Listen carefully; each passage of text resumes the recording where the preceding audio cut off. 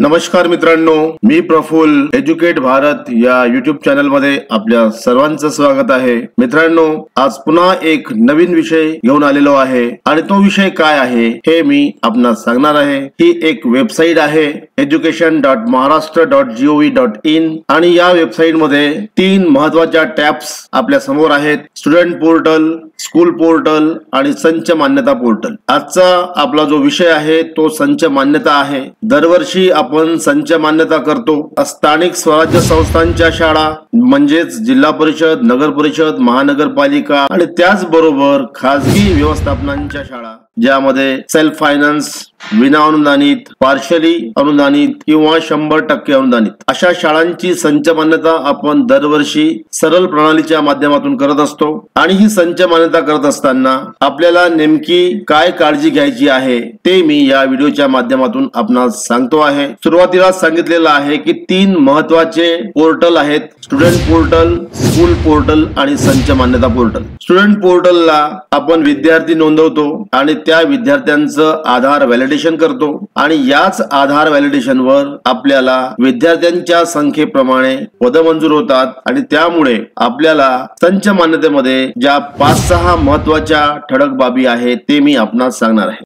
सगळ्यात अगोदर आपण स्टुडंट पोर्टलला जाऊ। इथे गेल्यानंतर आपण एका शाळेचं लॉग इन करणार आहोत आणि कोणती माहिती आपल्याला तपासायची आहे ते मी आपणास इथे सांगणार आहे। स्टुडंट पोर्टलला लॉग इन केल्यानंतर आपल्या समोर जे अनेक मेनू आलेले आहेत, या मेनू मधील रिपोर्ट मेनू हा अत्यंत महत्त्वाचा आहे। यामध्ये आधार स्टेटस वर आपल्याला क्लिक करायचं आहे आणि इथे क्लिक केल्यानंतर या युडॅस नंबरवर क्लिक करायचं आहे। या ठिकाणी तुमच्या शाळेमध्ये असलेली पटसंख्या आपल्याला पाहायला मिळेल आणि त्याचबरोबर आधार व्हॅलिडेट स्टुडंट सुद्धा आपल्याला पाहायला मिळतील। जेवढ्या विद्यार्थ्यांचं आधार व्हॅलिडेशन झालेलं असेल तेवढ्याच विद्यार्थ्यांची संच मान्यता होणार आहे आणि त्यामुळे सर्व विद्यार्थ्यांचे आधार व्हॅलिडेट करणे आवश्यक आहे। ही आपली पहिली स्टेप आहे। दुसरी स्टेप मी तुम्हाला सांगतो आहे आणि ती स्टेप काय आहे हे आपण आता जाणून घेऊया। ही संच मान्यता टॅब आहे, यावर आपल्याला क्लिक करायचं आहे। इथे क्लिक करून शाळेचं लॉग इन करून घ्यायचं आहे। मी संच मान्यता पोर्टलला लॉग इन केलेला आहे। या ठिकाणी तुम्हाला 3 टॅब्स पाहायला मिळतील। यामध्ये स्कूल इन्फॉर्मेशन मधील बेसिक इन्फॉर्मेशन वर आपल्याला क्लिक करायचं आहे। इथे क्लिक केल्यानंतर तुम्हाला तुमच्या शाळेची संपूर्ण माहिती पाहायला मिळेल। आता आपल्याला दुसरं महत्त्वाचं काम करायचं आहे आणि ते म्हणजे शाळेचं मॅनेजमेंट। शाळेचं व्यवस्थापन अचूक आहे की नाही याची आपल्याला खात्री करायची आहे। जर तुमची शाळा स्थानिक स्वराज्य संस्थेची असेल तर तुमच्या शाळेचं जे व्यवस्थापन आहे ते अचूक आलं की नाही हे आपल्याला इथे बघायचं आहे। जर तुमची शाळा खाजगी व्यवस्थापनाची असेल तर तुमची शाळा कोणत्या नेमक्या व्यवस्थापनाची आहे ते व्यवस्थापन आपल्याला इथे तपासून घ्यायचं आहे। जर शाळा सेल्फ फायनान्स असेल तर या ठिकाणी सेल्फ फायनान्स येणे आवश्यक आहे। जर शाळा 20% किंवा 40% किंवा 60% असेल तर इथे पार्शली एडेड लिहून येणे महत्त्वाचं आहे आणि जर शाळा तुमची 100% असेल तर प्रायव्हेट एडेड लिहून येणे आवश्यक आहे। हे व्यवस्थापन जर अचूक नसेल तर तात्काळ आपल्याला एज्युकेशन ऑफिसर प्रायमरी किंवा एज्युकेशन ऑफिसर सेकंडरी यांच्या कार्यालयामध्ये एक अर्ज करावा लागेल आणि ते एक प्रस्ताव तयार करून डेप्युटी डायरेक्टर यांच्याकडे पाठवतील आणि तिथून तुमचं व्यवस्थापन अपडेट होणार आहे। तिसरं महत्त्वाचं काम आहे शाळेची कॅटेगरी। तुमच्या शाळेमध्ये जो काही खालचा आणि वरचा वर्ग असेल त्यावर शाळेची कॅटेगरी निश्चित होत असते आणि त्यामुळे शाळेचा खालचा वर्ग आणि वरचा वर्ग तपासून शाळेची कॅटेगरी, शाळेचा प्रवर्ग अचूक आहे की नाही हे आपल्याला तपासून घ्यायचं आहे। चौथं महत्त्वाचं काम आहे की जर शाळा तुमची दुबार पाडीत भरत असेल, 2 सत्रात भरत असेल तर शिफ्ट या टॅब समोर यस आहे हे तपासून घ्यायचं आहे आणि जर एकाच पाडीमध्ये भरत असेल तर तुम्हाला तिथे नो आलं पाहिजे। त्याच्यानंतरचं महत्त्वाचं काम जे आहे 5व्या क्रमांकाचं ते म्हणजे तुमच्या शाळेमध्ये असलेल्या वर्गखोल्या। ज्या वर्गखोल्यामध्ये अध्यापन होतं तेवढ्या वर्गखोल्या या पोर्टलला आल्या की नाही हे तपासणं आवश्यक आहे, कारण वर्गखोल्यांचा संबंध संच मान्यतेशी आहे। समजा एखाद्या शाळेमध्ये 65 विद्यार्थी असतील, 1 ते 5 ला 65 विद्यार्थी असतील आणि या 65 विद्यार्थ्यावर 3 शिक्षक मंजूर होत असतील, पण जर तुमच्या शाळेमध्ये 2च खोल्या असतील तर तुम्हाला 2च पद मंजूर होणार आहेत आणि त्यामुळे वर्ग खोल्या तपासून घेणं महत्वाचं काम आहे. त्याच्यानंतरचं 5व्या क्रमांकाचं जे काम आहे ते म्हणजे शाळेचं माध्यम. तुमच्या शाळेमध्ये जर एकच माध्यम असेल तर आणि शाळा जर 1 ते 12 ची असेल किंवा 5 ते 12 ची असेल तर एलिमेंटरी, सेकंडरी आणि हायर सेकंडरी या तीनही ठिकाणी एकच माध्यम आलं पाहिजे. जर तुमची शाळा प्रायमरी असेल किंवा अप्पर प्रायमरी असेल म्हणजे एलिमेंटरी सायकल मध्ये असेल आणि एकच माध्यम असेल तर मीडियम 1 मध्ये एकच माध्यम येणे आवश्यक आहे. समजा तुमची शाळा एलिमेंटरी आहे 1 to 7 किंवा 1 to 8 आहे आणि 1 ते 5 ला बेंगॉली माध्यम आहे किंवा मराठी माध्यम आहे आणि 6 ते 7 किंवा 6 ते 8 ला दुसरं माध्यम असेल तर मीडियम 1 मध्ये प्राथमिकचं मीडियम टाकायचं आहे आणि मीडियम 2 मध्ये अप्पर प्रायमरीचं म्हणजे उच्च प्राथमिकचं मीडियम टाकायचं आहे. मित्रांनो, या शाळेच्या केस मध्ये जे मीडियम टाकलेले आहेत हे मीडियम चुकलेले आहेत. अशा केस मध्ये हे मीडियम बदलवून घ्यावं आणि ती सुविधा मुख्याध्यापक यांच्याच लॉगिन ला उपलब्ध आहे आणि ती सरळ प्रणालीच्या स्कूल पोर्टलला आहे. या ठिकाणी तुम्ही लॉग इन करून तुमच्या शाळेचं माध्यम चेंज करू शकता. त्याचबरोबर तुमच्या शाळेमध्ये असलेल्या वर्ग खोल्यांची संख्या कमी किंवा जास्त करू शकता. जर तुमचं स्कूल पोर्टल फायनलाइज असेल तर केंद्र प्रमुख यांच्या लॉगिन वरून ते तुम्ही रिटर्न करून घेऊ शकता, माहिती अपडेट करून घेऊ शकता आणि परत केंद्र प्रमुख यांच्याकडे फॉरवर्ड करून ती अपडेट केल्यास तो अपडेट तुम्हाला या पोर्टलला पाहायला मिळेल. त्याच्यानंतरचं महत्वाचं ते काम आहे ते आहे शाळेमध्ये कार्यरत शिक्षकांची माहिती. शाळेमध्ये कार्यरत शिक्षकांची माहिती भरत असताना आपल्याला काळजी घ्यायची आहे.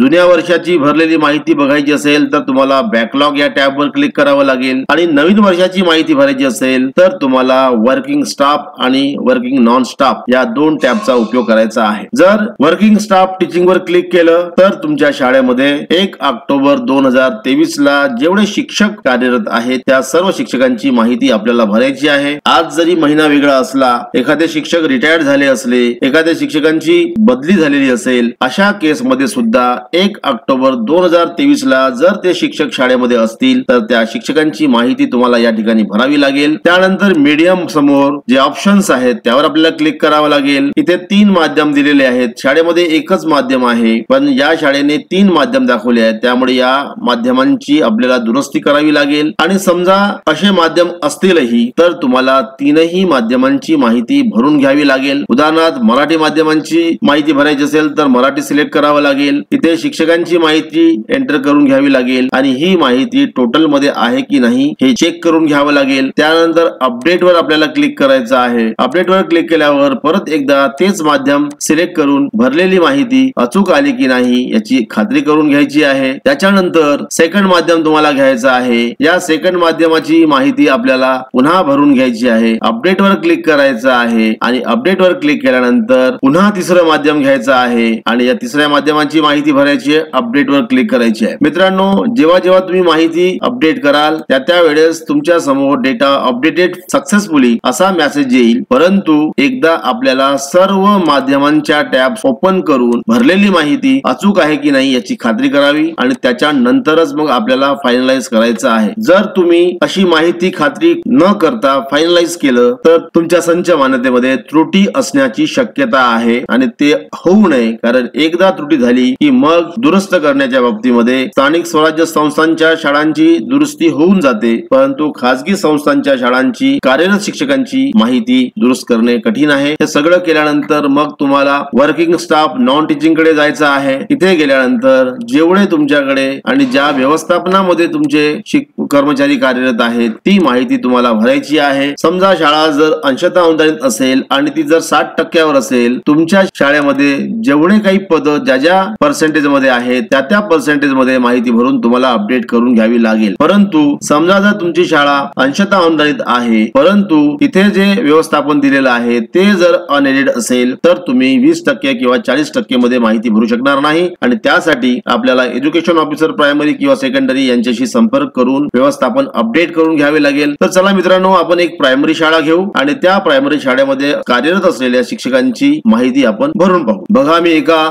जिल्हा परिषदच्या प्राथमिक शाळेचं लॉग इन केलेलं आहे. वर्किंग पोस्ट वर जातो आहे. वर्किंग स्टाफ टीचिंग वर क्लिक करतो आहे. इथे क्लिक केल्यानंतर तुमच्या समोर एक पेज येईल. या ठिकाणी आपल्याला 1 ऑक्टोबर 2023 ला कार्यरत शिक्षकांची माहिती भरायची आहे. माध्यम सिलेक्ट करायचं आहे. ही उच्च प्राथमिक शाळा आहे. या ठिकाणी मुख्याध्यापकचं पद मंजूर नाही, त्यामुळे आपण इथे 0 टाकू शकता, पण ते कंपल्सरी नाही. 6 ते 8 ला एकच शिक्षक कार्यरत आहेत म्हणून 1 दाखवलं. 1 ते 5 ला 2 शिक्षक कार्यरत आहेत म्हणून 2 दाखवलं. ही सगळी पदं टोटल मध्ये आलेली आहेत. त्यानंतर आपल्याला अपडेट वर क्लिक करायचं आहे. इथे क्लिक केल्यानंतर डेटा अपडेटेड सक्सेसफुली लिहून येईल. आता आपल्याला डायरेक्ट फायनलाइज करायचं नाही. जर तुम्ही डायरेक्ट फायनलाइज केलं तर आता जी पदं तुम्ही भरलेली होती ती पदं 0 होण्याची शक्यता असते आणि त्यामुळे एकदा परत माध्यम सिलेक्ट करायचं. माध्यम सिलेक्ट करून भरलेली माहिती अचूक आहे की नाही खात्री करायची. मग फायनलाइज वर क्लिक करायचं आणि इथे क्लिक केल्यानंतर डेटा इज फायनलाइज असा मेसेज येईल आणि त्यानंतर परत एकदा माध्यम वर क्लिक करायचं आणि जी माहिती भरली ती बरोबर आहे की नाही याची खात्री करायची. पुढे